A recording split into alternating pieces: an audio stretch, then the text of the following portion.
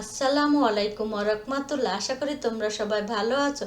আজকে আমি আলোচনা করব চতুর্থ শ্রেণী বাংলা বইয়ের পাঠ 5 নিয়ে, জন্মেছি এই দেশে।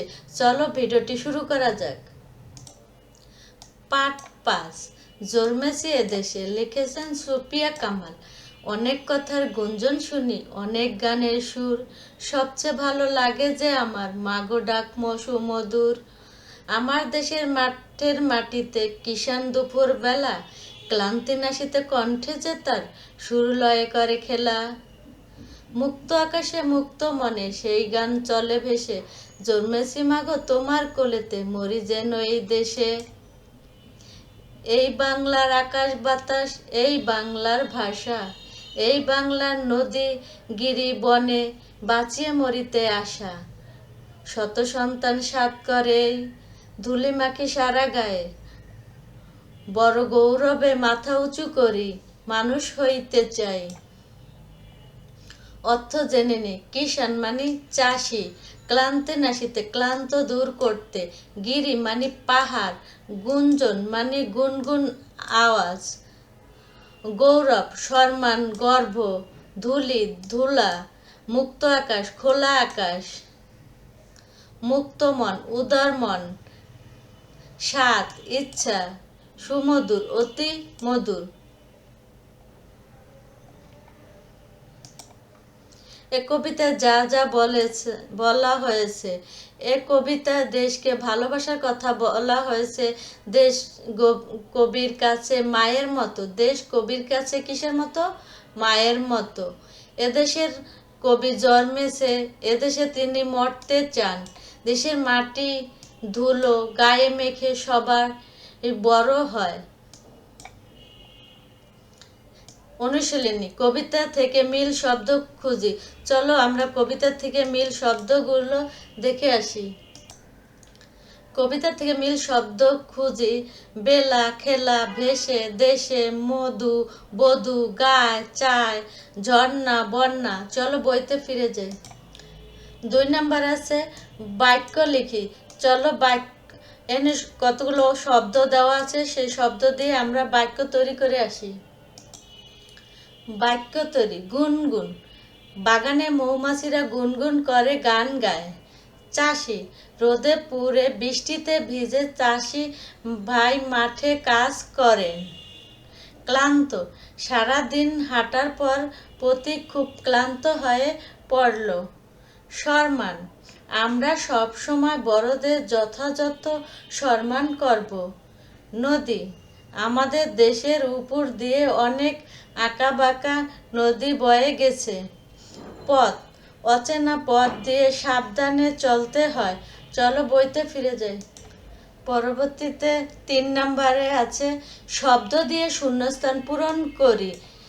এখানে বক্সে কিছু শব্দ দেওয়া আছে, এই শব্দ দিয়ে এই শূন্যস্থানগুলো পূরণ করতে হবে। চলো আমরা শূন্যস্থানগুলো পূরণ করে আসি। ক নাম্বার আছে আমরা বড়দের ঢ্যাস করব, আমরা বড়দের সম্মান করব। খ, শ্রমিক ঢ্যাস হয়ে বিশ্রাম নিচ্ছেন, শ্রমিক শান্ত হয়ে বিশ্রাম নিচ্ছেন। ঢ্যাস মাঠে নানা ধরনের ফসল ফলায়, কৃষক মাঠে নানা ধরনের ফসল ফলায়। ঢ্যাস সাদা মেঘে ভেলা ভেসে বেড়ায়, আকাশে সাদা মেঘের ভেলা ভেসে বেড়ায়। সিলেটেও ছোট বড় অনেক ঢ্যাস আছে, সিলেটেও ছোট বড় অনেক পাহাড় আছে। চ নাম্বার আমরা ঢ্যাস দেশের নাগরিক, আমরা স্বাধীন দেশের নাগরিক। চলো বইতে ফিরে যাই। 4 নাম্বার আছে প্রশ্নের উত্তর বলি ও লিখি। চলো প্রশ্নের উত্তরগুলো দেখে আসি। ক নাম্বার, ক্লান্তি দূর করতে কৃষক কি করেন? উত্তর, সুফিয়া কামালের কবিতায় এদেশের প্রাকৃতিক মায়ার কথা বলা হয়েছে। কৃষক যখন রোদে পুড়ে মাঠে কাজ করে ক্লান্ত হয়ে পড়েন, তখন তিনি মেঘের ছায়ায় বসে বিশ্রাম নেন। প্রতীকের শীতল বাতাস আর পাখির কলকাকলিতে তার শরীরে সব ক্লান্তি দূর হয়ে যায় এবং তিনি নতুন করে সতেজ হয়ে ওঠেন। খ, কবি কেন এদেশে মরতে চান? উত্তর, বাংলাদেশের কবি পীর ও জন্মভূমি যেখানে তিনি বড় হয়েছেন, এদেশের আকাশ বাতাস মাটির মায়া এবং মায়ের কোলের মতো পরম শান্তিতে তিনি জড়িয়ে আছেন। কবি মনে করেন এদেশে জন্মানোর সার্থকতা তখনই পূর্ণ হবে যখন তিনি এদেশের মাটিতেই চিরনিদ্রায় শায়িত হতে পারবেন। তাই তিনি শেষ নিঃশ্বাস এদেশে ত্যাগ করতে চান। মা ডাক কেন এত ভালো লাগে? উত্তর, পৃথিবীর সবচাইতে মধুর এবং মমতাময় ডাক হলো মা ডাক। এ ডাকের মতো যে অকৃত্রিম ভালোবাসা ও শান্তি লুকিয়ে থাকে তা অন্য কোথাও পাওয়া যায় না। কবির কাছে দেশ এবং মা এক সমান। মায়ের কোলের স্নিগ্ধতা যেমন আমাদের মুগ্ধ করে, তেমন মাতৃভূমির এই ডাক কবির কাছে পরম তৃপ্তির।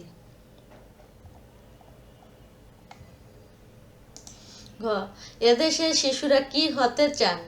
উত্তর, এদেশের শিশুরা পরম গৌরবে মাথা উঁচু করে মানুষের মতো মানুষ হতে চান।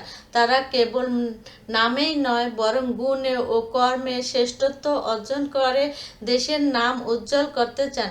মাটির ধুলো মেখে বড় হওয়া এদেশের শিশুরা ভবিষ্যৎ জীবনে যেন সত্য ও ন্যায়ের পথে চলে দেশ সেবা করতে পারে, এটাই তাদের মূল লক্ষ্য। বাংলাদেশের প্রকৃতির কি কি ভালো লাগে? উত্তর, বাংলাদেশের প্রকৃতির রূপ বৈচিত্র্যময় এবং মনোমুগ্ধকর। কবির ভালো লাগে এদেশের সবুজ বন, নদীর কলতান, পাহাড়ের সৌন্দর্য এবং পাখির গানের মিষ্টি সুর।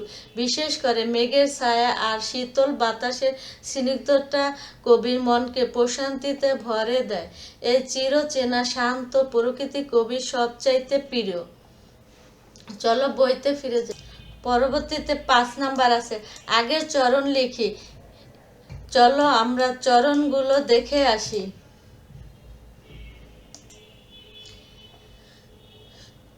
সবুজ কালি দিয়ে লেখা এগুলো হলো আগের চরণ।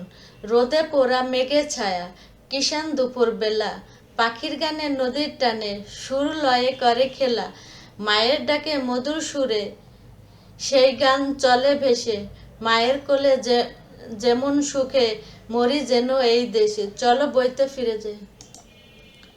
কবিতাটি আবৃত্তি করে এটা তোমরা নিজেরা করে নেবে। 7 নম্বর, ব্যাখ্যা বলি ও লিখি। চলো এই ব্যাখ্যাটা দেখে আসি। ব্যাখ্যা, এ চরণে কবি বলতে চেয়েছেন যে এদেশের হাজারো শিশু পরম আদরে এই মাটির ধুলো বালি মেখে বড় হয়।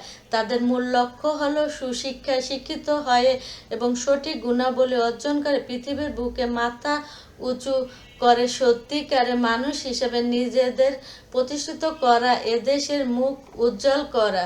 চলো বইতে ফিরে যাই। পরবর্তীতে 8 নাম্বার আছে, নাম শব্দ বাছাই করে ডান পাশের ঘরে লিখি।